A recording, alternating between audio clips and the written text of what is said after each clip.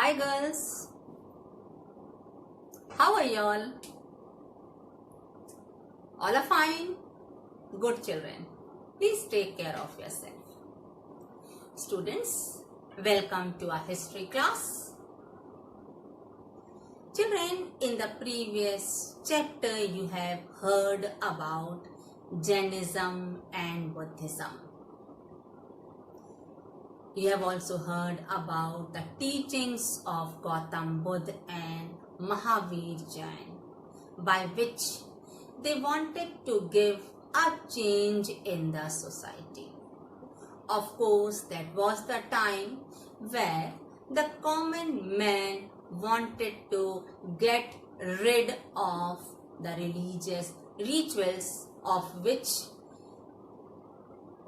was very difficult for them to follow, because the common people were not able to afford the expenses of the rituals. So at that same time, when Jainism and Buddhism, these two religions came into being, the people, especially the common man, found easy to follow the principles. आपने पीछे chapter में सुना बौद्ध धर्म और जैन धर्म के बारे में, उन दो महापुरुषों के बारे में, गौतम बुद्ध और महावीर जैन, जिन्होंने अपने शिक्षा, अपने सिद्धांतों के द्वारा समाज को एक नया मार्ग दिखाया। और यह वह समय था जब धार्मिक आडंबर इस प्रकार से बढ़े हुए थे, जहां एक सामान्य व्यक्ति अफोर्ड करने में काफी कठिनाइयों का सामना कर रहा था। ऐसे समय में जैन धर्म और बौद्ध धर्म का उदय हुआ और इन महापुरुषों के द्वारा बनाए गए सिद्धांत एक सामान्य व्यक्ति के लिए बड़े सरलता से ग्राह्य थे। Even you heard about the stoops. To whom do those stoops related to and by which ruler they were built? You also heard about the differences prevailing in the society at different levels. आपने स्तूपों के बारे में पढ़ा, किस व्यक्ति से संबंधित थे, किन शासकों द्वारा इन स्तूपों के निर्माण में कार्य किया गया, योगदान दिया गया। इसके साथ ही साथ समाज में फैली हुई असमानता के बारे में आपने सुना, जो कई लेवल्स पर, कई संदर्भों में जटिल थी।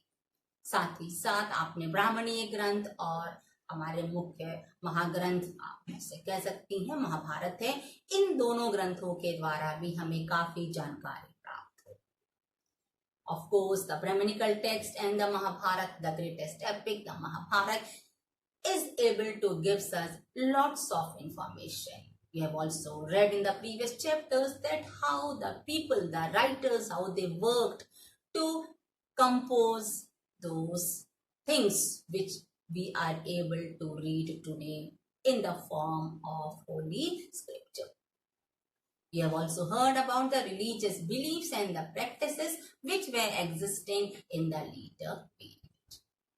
Now, with this, we start a new chapter today.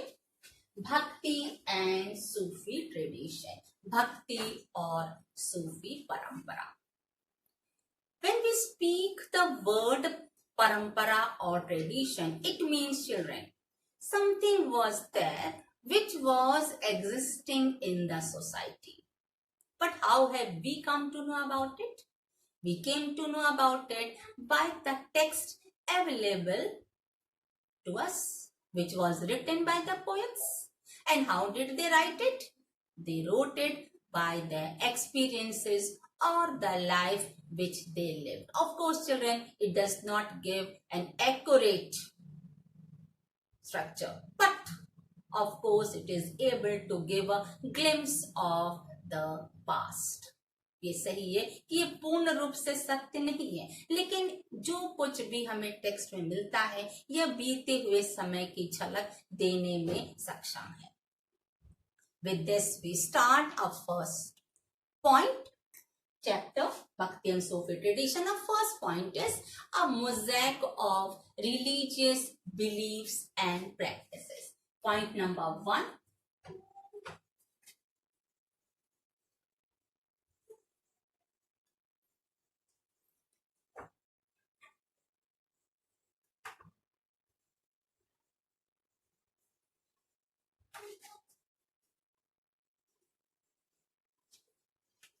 Point number 1 is a mosaic of religious beliefs and practices.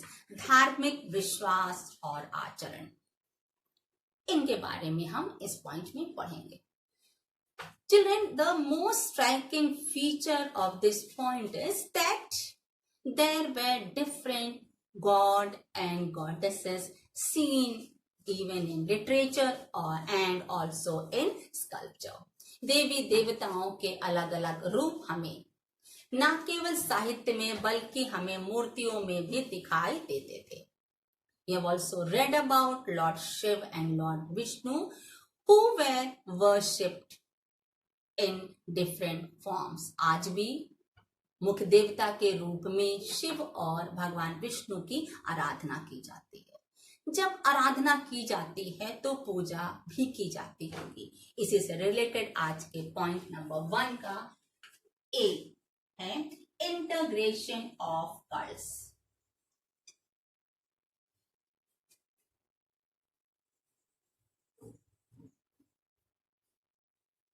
Point 1 का ए है इंटीग्रेशन ऑफ कल्ट्स, पूजा प्रणाली का समन्वय. किस प्रकार पूजा प्रणाली की जाती थी, कैसे उसमें समन्वय स्थापित था, इसके बारे में आप इसमें सुनेंगे. Children, the expansion of Brahminical ideas, it was done in different ways, means by lot of you can say work, efforts, because first it was difficult for them to get it. They composed and then it was preserved in the Puranic text about which you have read in the previous chapter also, especially the Mahabharata. You have read about the hurdles faced by the writers to compose it. And it was done in the easy Sanskrit language. Why? So that the people may know about the periods, about the religious rituals and about the god and goddesses. And the second was that the Brahmins, they accepted women and Shudras, that they too can educate themselves.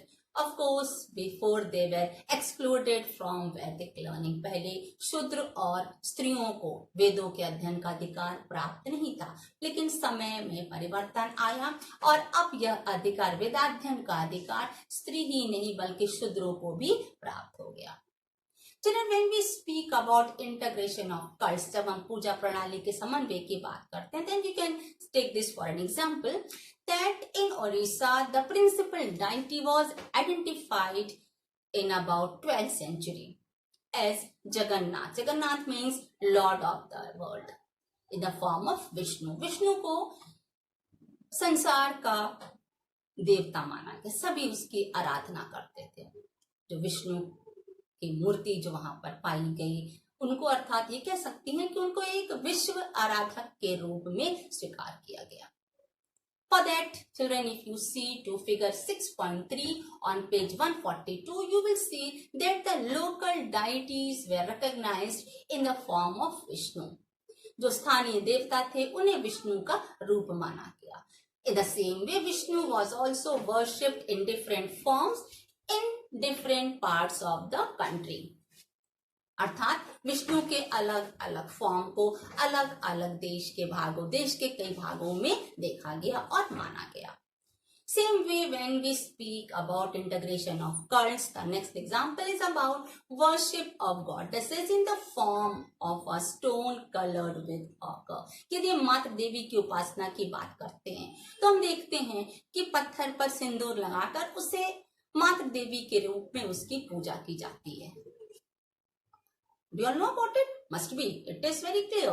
And they are worshipped as the wives of the devtas, of the god. For example, Lakshmi is considered as the wife of Vishnu. Parvati is considered as the wife of Shiv. And Saraswati is considered as the wife. So children, अगर हम पूजा प्रणाली के समन्वय की बात करें तो हम देखते हैं कि पत्थर पर सिंदूर लगाकर उसे मातृ देवी के रूप में उसकी पूजा की जाती है. अर्थात उस मातृ देवी को देवता की पत्नी के रूप में स्वीकारा जाता है. जैसे लक्ष्मी को विष्णु की पत्नी, पार्वती को शिव की पत्नी और सरस्वती को भगवान ब्रह्मा की पत्नी के रूप में स्वीकारा जाता है। So children, point 1 must be clear to you. Point number 2, 1b. Point 1b is difference and conflict. Point number B is difference and conflict.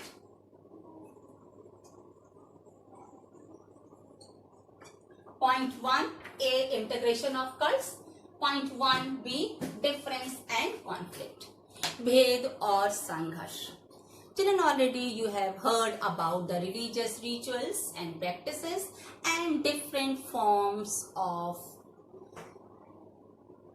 worshipping the gods. किस प्रकार भगवान को अलग अलग अवतार के रूप में उनकी पूजा अर्चना की जाती थी और आज भी की जाती है, इसके बारे में आपने पहले सुना है.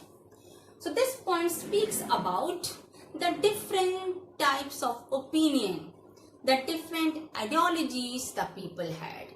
किस प्रकार आराधना करने वालों के मन में अलग अलग परंपराएं थीं जिनका वह पालन करते थे. इसे हम अलग अलग 3 पॉइंट में देखेंगे. The first point speaks about tantric tradition. First point speaks about tantric tradition.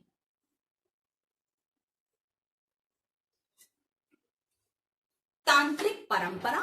In this, worshipping of goddess was classified as tantric tradition. मात्र देवी की उपासना को तांत्रिक परंपरा के अंतर्गत माना जाता था और इसको लोग पालन करते थे, अर्थात बहुत से अधिक लोग थे जो तांत्रिक परंपरा के फॉलोअर्स थे. It was widely practiced and men and women both had the right to practice, even to learn read the scriptures. One more characteristic of tantric tradition is little different from others. That is that there was no difference of caste or class within the ritual context. It was totally ignored. जाति वर्ण विभेद इस प्रकार की भावना को धार्मिक रीति रिवाजों के परिप्रेक्ष्य में पूर्ण रूप से नकारा गया. And these ideas it influenced the Shaivism and Buddhism. विश्वास के रीति रिवाज, विश्वास की परंपरा और रीति रिवाजों की जो उस समय परंपराएं थी, उसने शैववाद और बौद्ध दर्शन को भी प्रभावित किया. So children, such practices and beliefs were later classified as Hindu. इस प्रकार के रीति रिवाज बाद के समय में हिंदू रूप में समाज के समक्ष आए. Agni, Som and Indra were the marginal figures. They were rarely visual. Means तांत्रिक परंपरा के अनुसार जो फॉलोअर्स थे वो अग्नि, सोम, इंद्र को कोई महत्व नहीं देते थे. उनकी ना ही मूर्तियां, ना ही साहित्य में उनका कहीं वर्णन मिला, ना ही उनके द्वारा उनकी पूजा अर्चना की जाती थी. They even ignored the authority of Vedas. उन्होंने वेदों को भी महत्व नहीं दिया. Then point number 2 is Puranic tradition. पौराणिक परंपरा दूसरा आपका है पौराणिक परंपरा. In this Vishnu and Shiva they the supreme authority. Shiva और विष्णु के मुख्य रूप से इनकी पूजा अर्चना की जाती थी.